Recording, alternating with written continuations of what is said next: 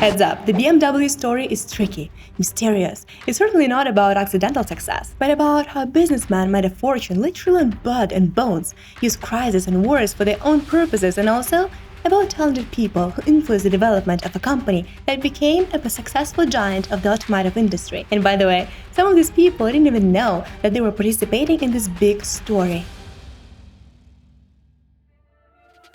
Let's start the story back in the 90s. Gustav Otto was the son of a brilliant German engineer who invented the four-stroke internal combustion engine. Gustav might not have been as brilliant as his father, but he was at least talented. He studied aircraft engineering and at the age of 27 built his own biplane and founded his own company. The time was perfect. The German Air Force at the beginning of the 20th century actively invested money in weapons. So Gustav's aircraft manufacturing company also received good investments from the German government.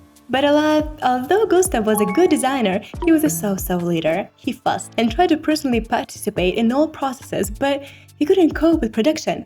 Either he didn't have enough money, resources, or time, so he ultimately failed to deliver the state's order on time. Later, his unprofitable company was taken over by the German government and reorganized. What about Gustav? Gustav had to resign from his own company, was mentally ill, failed with other ventures, and after some time, shot himself. The second character of the future BMW company was Karl Rapp, a Swiss engineer who loved engines and motors. He worked at an engineering company as a technical director, and later at a company that assembled aircraft. But in a year this company was on the verge of bankruptcy. Karl Rapp desperately wanted to save this office, so he convinced his acquaintance of his to invest in this company. This investor turned out to be Julius Hauspitzer. He ultimately bought the entire company, made Karl Rapp the technical director of it, and renamed it as Rapp Motor & Work.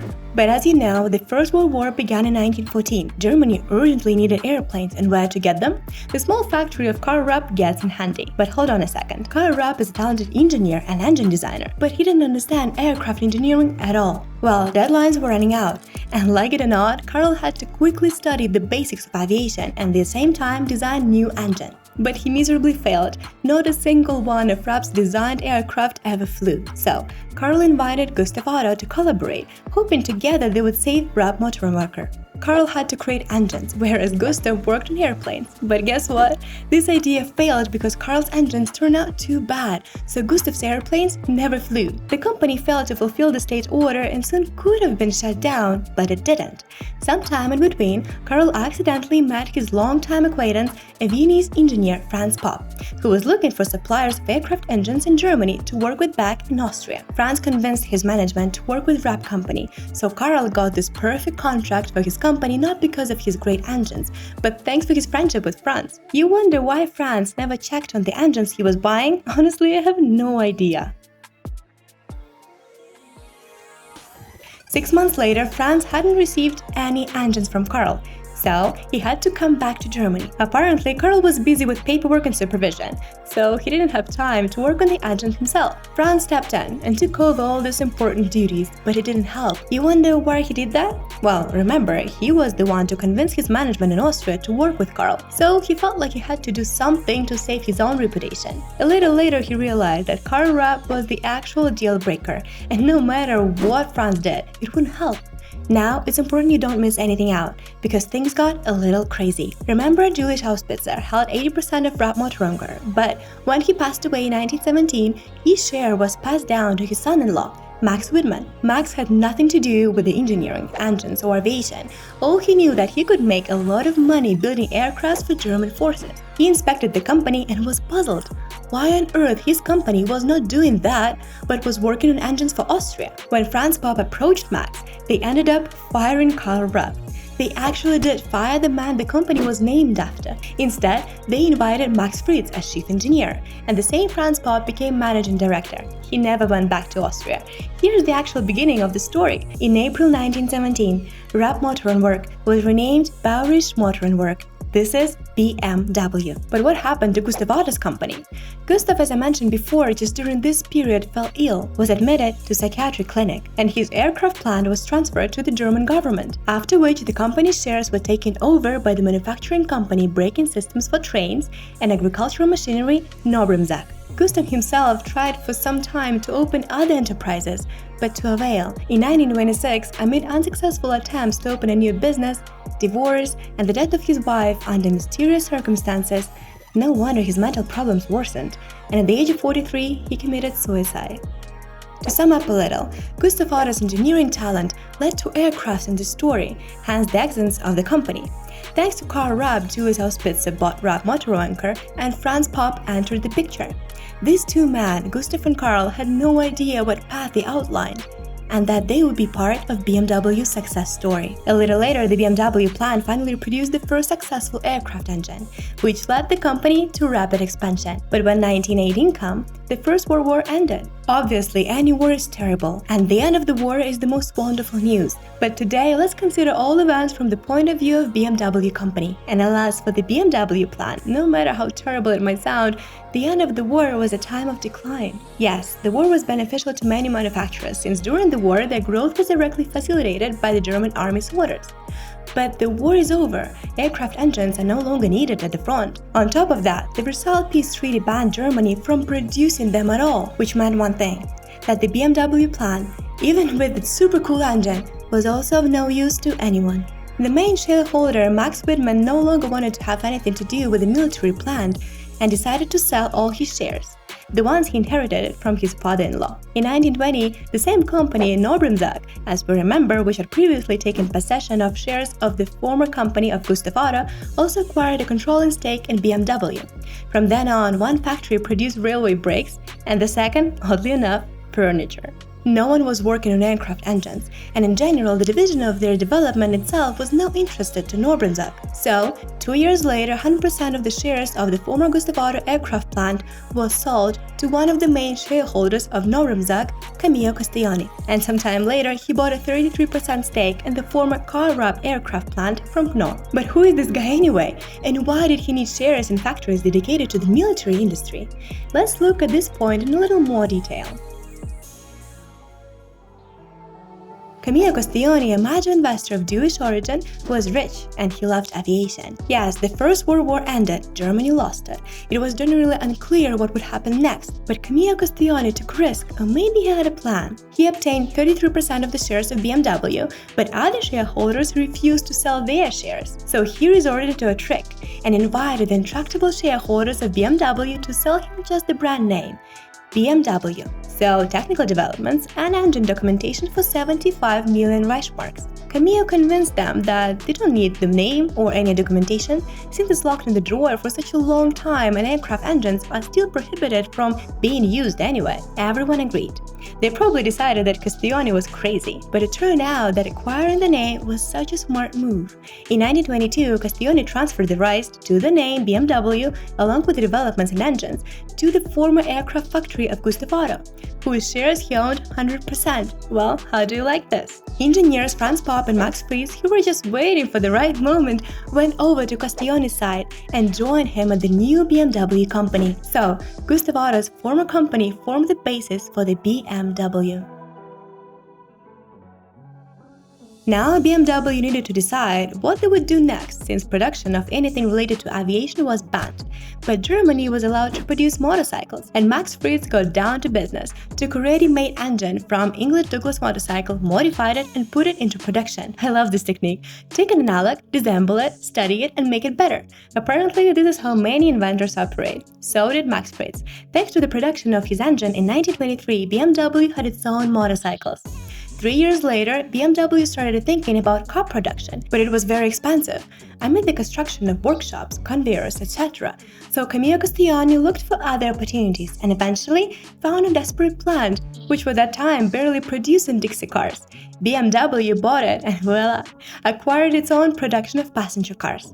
And by the way, the first car sold as BMW was actually a facelifted Dixie called the BMW 315. As for Camillo Castiglioni himself, he was forced to sell all his shares in BMW in 1929 because of his own financial problems. So he left the company only 3 years after the first car was assembled. Another chapter of BMW's story was now behind. But the most interesting thing is yet to come. In addition to the main plant in Munich, BMW opened another one in Eisenach in 1928, then one more in Chemnitz in just 5 years, and topped it up with one plant in Berlin 4 years later. Here comes 1939. Germany was preparing to attack Poland, and demanded all factories to produce military equipment. The Nazi Party literally forced BMW to abandon the production of motorcycles and cars in order to force the factories to serve the state, which dictates its terms. Franz Joseph Popp, as the manager of the plant, resisted this in every possible way, but in 1942 he was simply removed from his position. Max Friis, an engineer, worked in the company until 1945, and that was it. Every man who stood at the origins of BMW was no longer in the picture. So from that moment on, BMW literally passed into the hands of the Third Reich. From 1939 to 1945, BMW, along with Daimler-Benz, was the main supplier of aircraft and jet engines for the German Air Force and Army. Just in case, let's make it clear, I personally condemn Nazi ideology in every possible way, and in no way am I trying to whitewash the activities of the Third Reich. But in this issue, I consider the history of BMW exclusively from a historical point of view, and believe me, there were some black spots here too. Speaking about the history of the company, it's impossible to ignore the fact that BMW factories used forced labor from concentration camp prisoners. But it's worth noting that the entire German auto industry during the war years was, in one way or another, under the influence of Nazi Germany. For example, the factories of MAN, Volkswagen, Opel, Maybach, Daimler-Benz produced engines, jeep, trucks, and even planes and tanks, primarily for the German army. Well, what happened next? Germany lost the Second World War and capitulated. The Allies divided Germany into the DDR and the Federal Republic of Germany. The BMW company found itself in a difficult situation, since its factories were located on both sides of the barricade. It turned out that the plant in Eisenach came under the influence of the USSR, and the plant in Munich remained with the Federal Republic of Germany. In Eisenach, of the territory of East Germany, the USSR decided to leave the plant that survived the bombing to produce motorcycles and cars under another brand. After the fall of the German Wall in 1990, this plant was closed, and one of the auto giants decided to take over this plant. You probably thought that was BMW, but no. The Eisenach plant was now producing Opel cars, from then to this very day. As for the West Germany, at the end of the war, everything was much worse here. The plant in Munich was completely destroyed. The Allies prohibited BMW from producing any type of equipment except bicycles. So, the BMW plant in West Germany used pre-war equipment to make pots and pans, kitchen utilities, and, well, bicycles. But it was clear that BMW wouldn't have gone far with its pots and pans. So, in 1984, the remaining handful of BMW engineers developed a weak, permitted motorcycles, and probably thanks to it, the BMW plant survived it all, didn't collapse, and most importantly, was not absorbed by its long-term competitor, Daimler-Benz. BMW resumed its production of passenger cars only in the 1950s, yet the first BMW 501 model failed. Its price was 15,000 German marks, which was about 4 times the average salary at that time. The subsequent model 502 came out even more expensive, 17,800 German marks. The Mercedes-Benz model was worth 5,000 marks less. BMW managed to sell thousands of 501 models, whereas 502 model was sold only 190 times. This is disaster. Shocked BMW management decided to shut its own production and produce the licensed futuristic bubble car, Isetta. Production of this baby with a top speed of 50 miles per hour began in 1955, and in the first year more than 10,000 Isettas were sold. And 3 years later, BMW had already produced more than 100,000 Isettas. Its price was only 2,550 German marks, which is about $6,700 today, and most families could afford it. However, the failure of previous models still led to BMW's financial instability. It got to the point that in the annual general meeting in 1959, the chairman of the supervisory board of BMW proposed to shareholders a merger with competitor Daimler-Benz. If this had happened, then I would have finished my story now, and you would have hardly remembered that there was once such a company as BMW. However, one of the shareholders, who owned 30% of BMW shares, said that he was ready to take out large loans from banks and invest in production any necessary amount to prevent BMW from being absorbed by Daimler-Benz. This man was Herbert Quandt, a co-owner of the Quandt Group. Let me tell you more about this. At that time, the Quandt Group was headed by half-brothers Herbert and Harold Quandt. But so that you understand why the brothers got 30% of the shares at the time, I'll explain that their father, Gunther, bought them long before this event. Herbert's father, Gunther Quandt, was a famous German industrialist who got rich in the production of batteries. He owned the AFA factory, and by the way, today is the well-known Varta. In 1954, after the death of his father, Herbert and his half-brother inherited the Quandt Group.